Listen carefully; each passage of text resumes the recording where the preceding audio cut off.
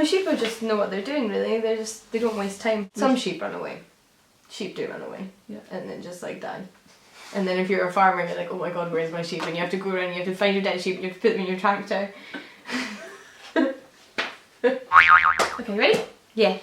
Hi guys, welcome back to another episode of Dissect a Poem with Jen and Jean! Jean is here. I always get so excited when I say that. And today, I'm going to be dissecting a poem by John Burnside. We're going to get hashtag Burnsided! If you'd like to go check out more poetry videos after this video, I'll link my poetry playlist in the description box down below. Also, just filmed the video over on the Book Break channel with Jean talking about where to start with reading poetry. So yeah, I'll link that to get into poetry. Well. Yeah, so if you're new, head over there. Go check that out. If you're new to the Dissect a Poem series, welcome. I'll link the previous episodes down below. It is where I find a poem that's also available for you to read online, and together we read it and dissect it and say what we think. So what I'm going to do is in a moment ask you to pause the video, go read the poem, make some notes if you want to, then come back, listen to what we have to say, and then say what you think in the comment section down below. That's what it's all about. Because poetry is better when you talk about it, because I think it can feel quite alienating and lonely, and maybe like you don't understand it, and do people think the same things that you do? So I just picked a poem that I found that's available online. I'll link it down below. It's called An Essay Concerning Light. I like the title. I haven't read it, Jean hasn't read it, we're going to read it together. I've got a copy though. She has a copy. Pause the video, go read it yourself. Come back. See you in a minute. You ready? Yeah. 1, 2, 3, go.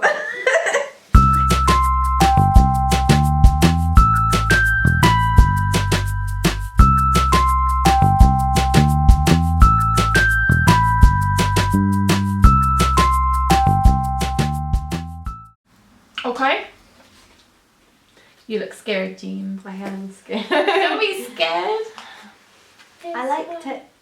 You liked it? Oh good, that's a good start. Because I was going to ask you that actually. I did like it. I liked it more when I realised the first bit wasn't actually part of the poem. That probably didn't, it looked more obvious on the website I think, but when I printed it out, yeah, Jean thought that the extract at the top was well I didn't read as far as the bit where it said the Tibetan Book of the Dead. I was thinking, it's a very different writing style to his books. Do you still think it's different to his prose a lot? I mean, you guys might not have read John Burnside's prose, but Jean has, so I'm interested to hear what you think of that. Yes, but not as much as this. Not as much as the Book of the Dead. Because I read that bit at the beginning, I was sort of this is so different. So going into this, I was like, oh, that's not as different. Yeah. It is different, but I think it's got like similar tone to it. Yeah, quite a bit dark. Yeah. On the dark side. Yeah. He's dark as that with John. Dark side.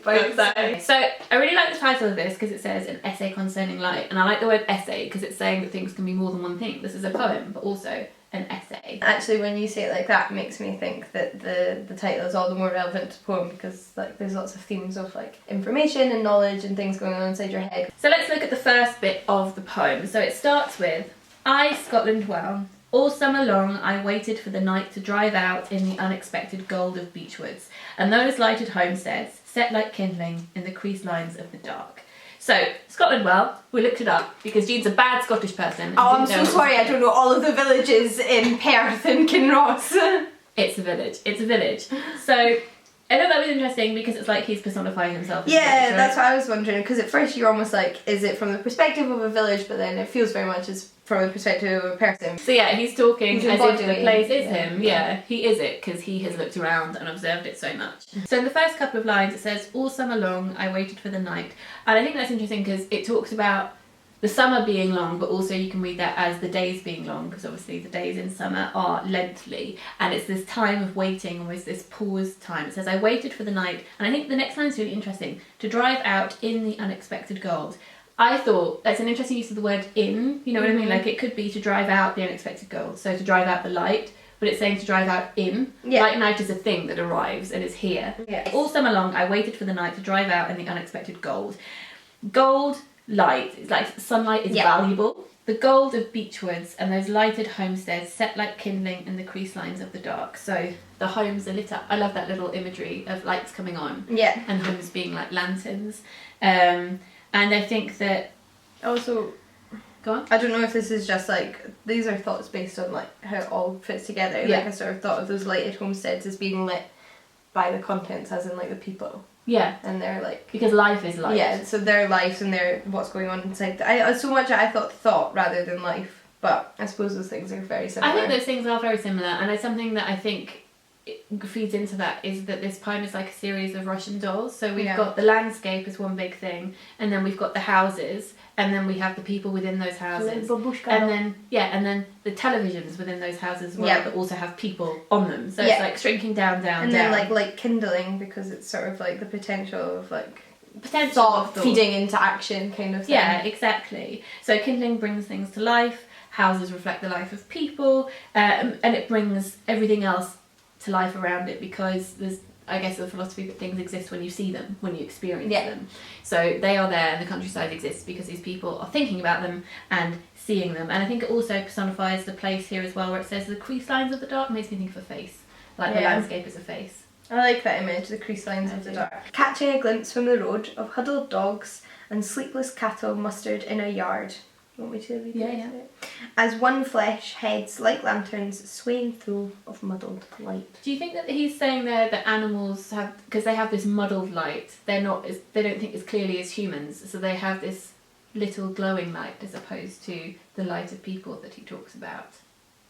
Yeah. Or do you think that's because they're sleepy? See, I think I just assumed it was because they're a bit sleepy, but it could be both. Could be both. Yeah. Could be both. I really like that muddled light. I like that. Swaying. Yeah. I guess it's the swaying image that makes me think it's a little bit more to do with kind of like...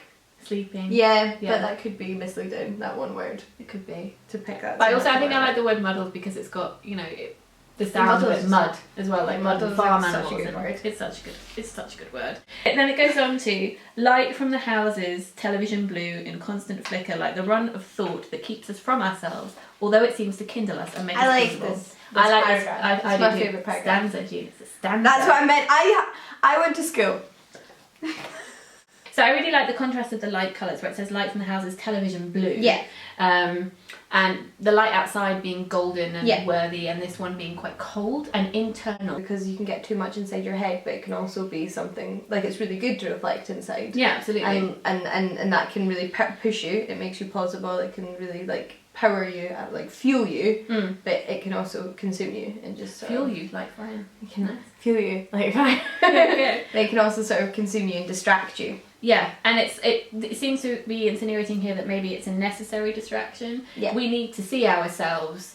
It says to kindle us and make us plausible. I think, therefore I am. Yeah. So I think about things, I see other people on my television set. I know I am human because they are human and I'm watching them doing these things. I feel validated in my existence. I feel like part of a big something. And I like that the television is a constant flicker. Like, it's not real, it's the artificial light, so it sometimes isn't as constant as something like the sun that comes up every day, hopefully, touch wood, keep on coming up every day, please. And the television can keep us from ourselves. You said it's a distraction, and distractions are good, but in moderation. Yeah. In moderation. And then it goes on to say, we are creatures of habit, ready to click into motion. That makes us sound a bit artificial too, right? Yeah. Like, that we can be stopped and started. Yeah. All summer long, I knew it had something to do with looking again, how something behind the light had gone unnoticed. So he starts referring to something I don't think that he's really spoken about before, where he says, all summer long, I knew it had something to do with looking. Yeah. What is it? What, life? Light? Existing? Thought? Maybe all the things he's implied so far, which would be those things, as we talked about. Maybe throughout the whole poem he's got a specific thought in mind, he just doesn't share it with us. Because he's internalising and not relating. His light shining inwards. I really like this bit. So, if it is thought or life, I knew life had something to do with looking again, how something behind the light had gone unnoticed, how the bloom on things is always visible, a muddled patina of age and colour twined with light or shade and hiding the source of itself in its drowned familiar. I think that it gets more murky towards the end. But he comes back a wee bit as well. Sort of like, it's almost like starting the poem over again. Yeah. Because he goes back to the all summer long and then it gets a bit like deeper inside. It's like, here's my first bit, then start again, deeper. Yeah, I think so. So it's like the beginning, he's looking at all the things that the light touches. Yeah. And then at the end, he's saying, it's not that simple. Light isn't just existing on its own. Light we recognise because there's also the absence of light sometimes. Yeah. It's like we have something to compare it to. You can't see the darkness when the light is there. The light makes the darkness go away. But it still exists because when you turn off the light, it's there. It's there. That makes it sound really creepy, like it's waiting to get Now you. that sounds like something John Burnside would write. It does. So it's like he's saying that we want to focus on the young, fresh things, how the bloom on things is always visible. It's easy to see the new things, the exciting things. Yes. And that might reflect back to television as well, because we talk about, I mean, it's a whole different conversation, but you know, we talk about films and representation. It's always the young actors and young people doing stuff. And that's in our media and in adverts what we constantly see. We see a certain type of person, and that's the thing that we focus on as a society, is the able-bodied Young person. defaults, right? The defaults. But it says, a muddled patina of age and colour. So as we age and we experience life, we get this rust, but that should be celebrated. It's not because it's damaged, it's because it's been exposed and it's experienced. Of age and colour, twinned with light or shade. So we can't exist without darkness. We can't live without getting old, and hiding the source of itself in its drowned familiar. That's just quite dark. Yeah, so that's what I was talking about. It's kind of like, as you build up all of these other things and grow and change, and you can forget about the original self and sort of like the person you used to be. So I think it's saying that that we can look at this artificial light and the artificial things around us, where it says that we click into motion, so our phones and our televisions, our computers. If we have been influenced by media and artificial light and artificial things around us instead of the world outside and natural light and golden light, we might be tempted to try to look younger than we are, or try and please people by saying things that they want to hear instead of being complex beings, because people are complex beings. We're not just light, we're light and dark, and we're different shades. So if we hide the true nature of ourselves, it says in its drowned familiar, it's like you're drowning your soul. And if we think of soul has light, right? If you think of like religious imagery, it has light, so don't dim yourself, right? Leave a comment if you'd like to see a special ancient episode where we analyse Ovid. Yeah! Or Theocritus. Or Sappho. Let's read all the like ancient lesbian poetry. I would love that very, very much. Guys, poems are very short though. That's fine. Okay. I do like a good short poem. Darling. Guys, let me and Jean know what you think of the poem down below. Did you think the same as what we did? I'm not even sure what we thought. But it was interesting to muse on. You don't need to have a like one line summary thought at the end. Because we're complex beings. Go subscribe to Jean if you're not subscribed already, and I will see you very soon. Lots of big love. Bye! That'll do. That'll do.